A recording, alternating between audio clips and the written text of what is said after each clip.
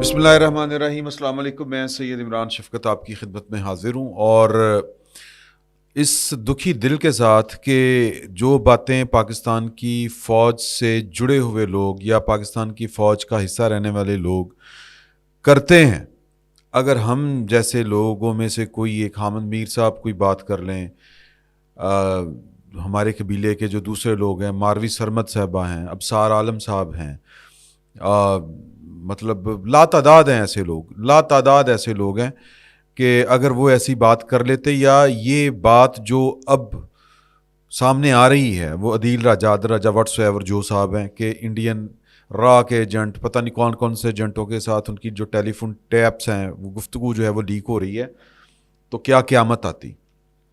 تو لیکن وہ جو ہیں، ایک وقت آئے گا کہ عادل راجہ ہوں، کوئی اور ہو، ان کو سب کو معافیاں ہونی ہیں۔ یہ بات آج کی لکھ لیں، ان کو کچھ نہیں کہا جانا۔ ایک وقت آئے گا کہ یہ ان کے سارے گناہ معاف ہو جانے ہیں۔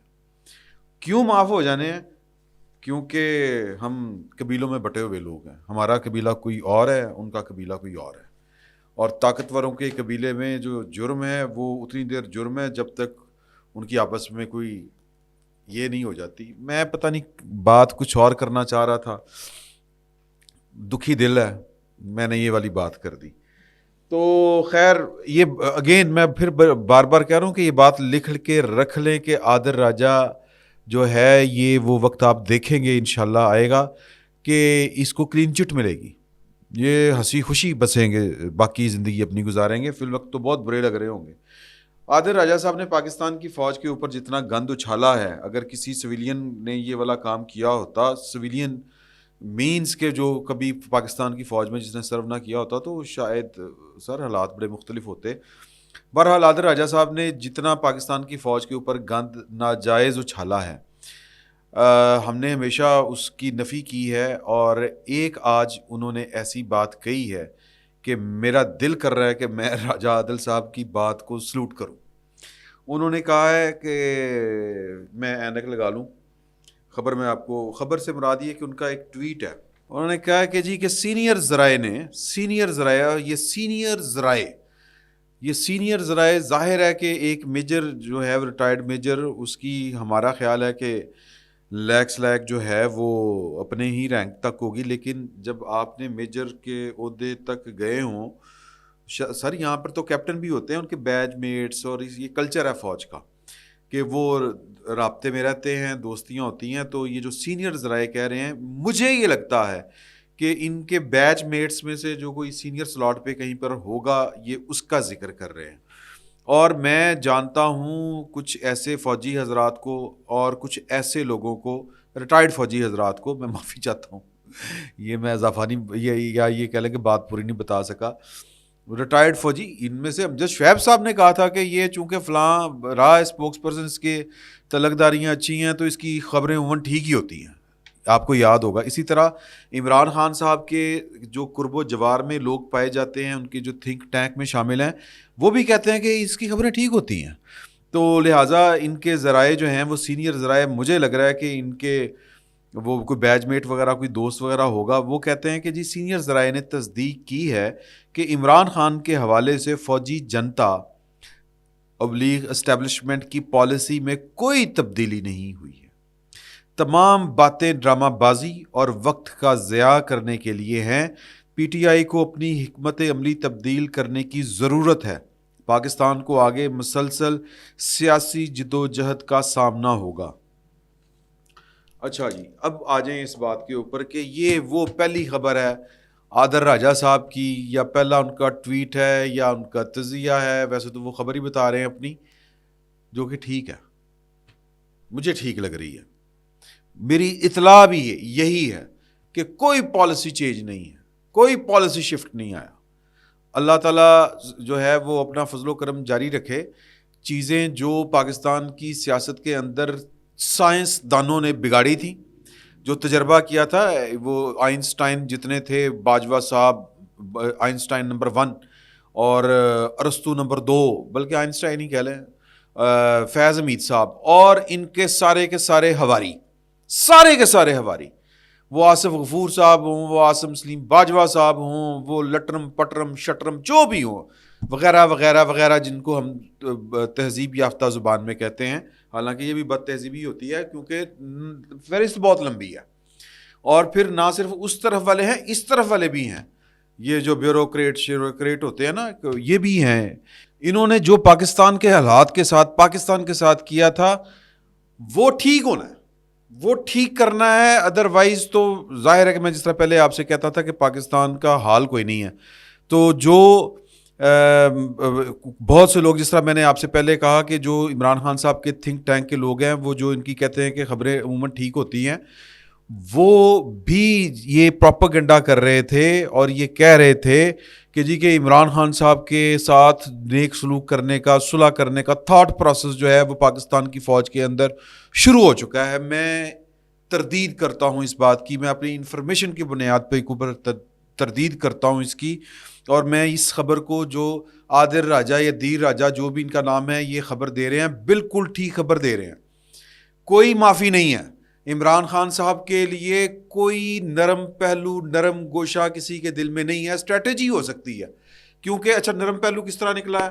نرم پہلو اس طرح سے نکلا ہے، یا نرم گوشہ یا لوگوں کا تھاٹ پروسیس شروع ہو گیا، او جی وہ ان کو نا اڈیالہ منتقل کرنے والی بات سے. او بھائی وہ جو اٹک جیل ہے وہ اٹک قلعہ نہیں ہے. اٹک جیل سے اڈیالہ جیل تک جو آئے ہیں، میرا یہ ذاتی خیال ہے، میں انفارمیشن تو نہیں ہے اس طرح سے، لیکن اٹک جیل سے زیادہ خوفناک جیل اڈیالہ جیل ہے.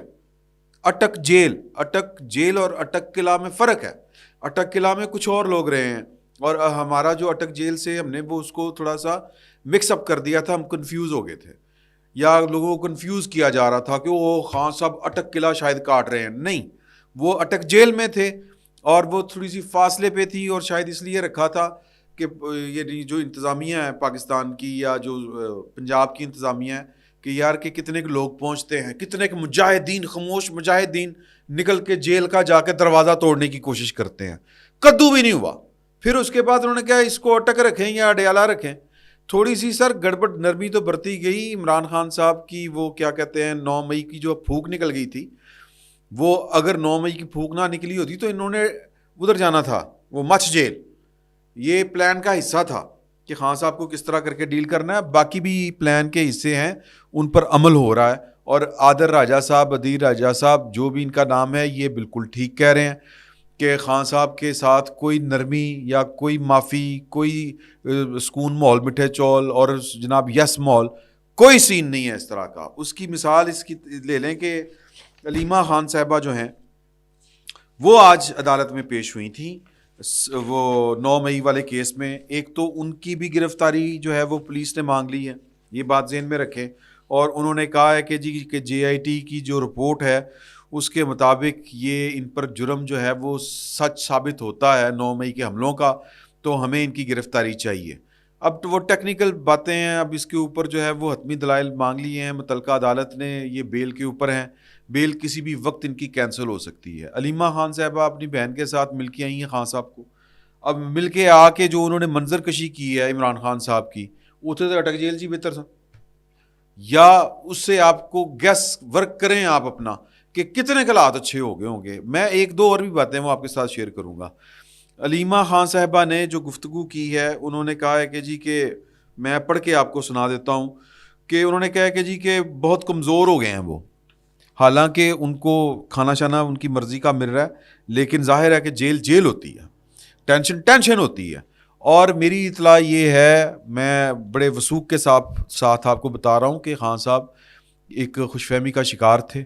بندیال صاحب کے ہوتے ہوئے ان کو لگتا تھا کہ کوئی مائی کا لال، وہ آج تک وہ کوئی جیل بنی نہیں جو کالیا کو وہ قید کر سکے. وہ اس طرح کے ڈائلاگ ان کے ذہن میں چلا کرتے تھے، مینو کون ڈک سکتا، مینو کون پھڑ سکتا. وہ ایویں نہیں کہتے تھے ڈرٹی ہیری. وہ جب پہلی دفعہ پکڑے گئے تھے 9 مئی کو، اس کی طرف دیکھ کے، کیا اس کو کہتے ہیں، کیمروں کی طرف، وہ جو CCTV کیمرے لگے ہوتے ہیں، میں تمہیں تو ٹھیک کر لوں گا، مجھے دیکھ رہے ہو نا، مجھے مانیٹر کر رہے ہو. اور پھر سب کو باری باری نام لے کے دھمکیاں لگا رہے تھے. کانفیڈنس لیول ہائی تھا.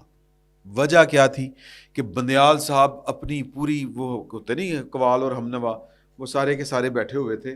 تو عمران خان صاحب کا کانفیڈنس لیول بڑا ہی تھا کہ مجھے 15 دن 20 دن زیادہ زیادہ مہینہ کوئی گل نہیں. اب ان کو لمبی سزا نظر آ رہی ہے اور وہ اپنی بہن کو کہہ رہے ہیں کہ یہ سائفر میں مجھے لمبی سزا دینے کے چکروں میں ہے. خان صاحب جو ہیں وہ ٹوٹ پھوٹ کا شکار ہو چکے ہیں, اتنے اعصاب ان کے مضبوط نہیں ہیں. پرویز مشرف کے دنوں کی 7 دن کی جیل جو ہے معافی نامہ لکھ کے دے کے آئے تھے وکلا تحریک میں, تو اب وہ ٹوٹ پھوٹ چکے ہیں. پہلے تو یہ تھا باجوہ ساتھ ہے, اندر سے فوج میرے ساتھ ہے, خود منہ سے کہتے تھے. ہم نہیں کہتے سر, یہ ہماری اتنی اوقات جرت نہیں ہے کہ ہم یہ والا وہ کلیم کر سکیں. خود عمران خان صاحب کہتے تھے کہ مجھے اندر سے خبریں ملتی ہیں, اندر سے فوج ہمارے ساتھ ہے. بریگیڈیئر وہ شہباز گل صاحب نے فرمایا تھا کہ بریگیڈیئر لیول کے سارے آفیسر ہمارے ساتھ ہیں. اور میں آپ کو بربنائے اطلاع یہ والی بات بتا رہا ہوں کہ ایک بہت بڑے افسر کو بریفنگ دینی تھی, ایک حساس ادارے کے ایک اعلیٰ افسر, میں رینک نہیں بتا رہا جان بوجھ کے, امداد سمرو صاحب کے ایک دوست ہیں, وہ ان سے ملنے آئے تھے, تو وہ بات وہاں پہ ہو رہی تھی, تو انہوں نے وہ حساس ادارے کے بندے کو, وہ بھی چونکہ سرکاری افسر تھے, بریفنگ دینی تھی. بریفنگ کے بعد وہ گپ شپ نہیں ہوتی, چائے پیے, بسکٹ کھاؤ, ہیلو, پھر سناؤ نمی تازی کی ہے. گپ شپ جو ہوتی ہے پرسنل لیول کی, یا مطلب وہ جو دفتری کام ہے سرکاری امور کے بعد وہ جو گپ شپ ہوتی ہے, اس میں انہوں نے پوچھا کہ خان صاحب کے, انہوں نے خان صاحب دے نال دیکھو بہت برا کیتا باجوہ صاحب نے, تو یہ حاضر سروس بندہ کہہ رہا ہے, اور ایک حساس ادارے کا, بہت برا کیتا خان صاحب دے نال, یہ وہ دیکھیں. اور پھر انہوں نے ایک چھوٹی موٹی تھوڑی سی ابیوزو لینگویج بھی استعمال کی اپنے سابق چیف کے خلاف. اور پھر انہوں نے کہا کہ اسی تے ووٹ دینا ہے عمران خان, میں تے ووٹ پاواں گا عمران خان, ہاں ڈسپلن اپنی جگہ تے, نوکری بھی تے کرنی نا سر. تو جو خان صاحب کو یہ یقین تھا کہ اندر سے لوگ میرے ساتھ ہیں, عدلیہ میں لوگ میرے بیٹھے ہوئے ہیں, بندیال کے اوپر جو پریشر تھے, اب یہ کوئی راز باقی نہیں رہا, تو وہ ان کو سپورٹ کریں گے اور 15-20 دن بعد باہر آ جائیں گے, زیادہ سے زیادہ مہینہ. اب وہ ٹوٹ چکے ہیں اندر سے.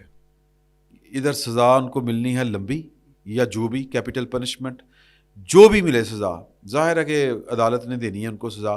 اس کے بعد منظرنامہ کیا ہوگا, یہ فقیر آپ کو پہلے بھی بتا چکا ہے کہ بعد میں کیا ہونا ہے. یہ بھی پھر کبھی میں ڈسکس کروں گا آپ کے ساتھ کہ کیا پلانس تھے. میں صرف ڈسکس یہ اس وقت اس لیے نہیں کر رہا کہ یہ بات ان کی گرفتاری سے بھی کوئی مہینہ پہلے کی بات ہے, بلکہ زیادہ پہلے کی بات ہے. تو کوئی پلاننگ میں کوئی فرق تو نہیں آیا, میں یہ ذرا پتہ کرنا چاہتا ہوں. اگر آ گیا تو وہ بھی آپ کے ساتھ شیئر کر دوں گا, اگر وہی رہی تو جو پہلے ہم ڈسکس کر چکے ہیں تو وہ بھی میں آپ کو بتا دوں گا. تو خان صاحب جو ہیں وہ لمبا اندر جائیں گے اور پھر جو ہوگا سو ہوگا. یہ بات جو ہے علیمہ خان صاحبہ بتا رہی ہیں کہ جی کہ وہ کمزور ہو چکے ہیں لیکن ان کے جذبات بلند ہیں. Okay, very good. لیکن جو جذبات کی اصل کہانی ہے وہ میں نے آپ کو بتا دی ہے. انہوں نے کہا کہ جی, بلکہ اگلے ہی جملے میں علیمہ باجی جو ہیں وہ عمران خان کے بلند جذبات جو ہیں وہ ان کو کھول کے بیان کر رہی ہیں. وہ کہتے ہیں کہ عمران خان کا پیغام ہے کہ انہیں سائفر کیس میں لمبے عرصے کے لیے جیل میں منتقل کرنے کی تیاری ہو رہی ہے. اور پائی ہوگی جیل چ نے, لیکن یعنی کہ قید رکھنے کی تیاری ہو رہی ہے. سر تیاری کیا ہو رہی ہے, انیاں نو نظر آ رہا ہے کہ یہ ہونا ہے. اور خان صاحب کو چوتھا ویاہ کرنے واسطے یہ والا ان کے میرا مطلب ہے سارے جو ٹشن ہو رہے ہیں, نہیں سر, سزا سنائی جانی ہے ان کو. اور جو انہوں نے اپنے اقتدار کے لیے پاکستان کی ریاست کے ساتھ جو پیڑا سلوک کیا ہے, ستیلی ماں والا, ریاست حساب لے گی ان سے. تو سائفر کیس میں لمبے عرصے کے لیے اور 9 مئی والے کیس میں اس سے بھی زیادہ. تو پھر اس کے بعد جو ہے وہ کچھ آگے کی کہانی چلے گی. وہ کہتی ہیں کہ جی چیئرمین پی ٹی آئی کے پاس ورزش اور واک کے لیے جگہ نہیں, ان کو سہولیات دینے کے لیے پٹیشن دائر کی ہے.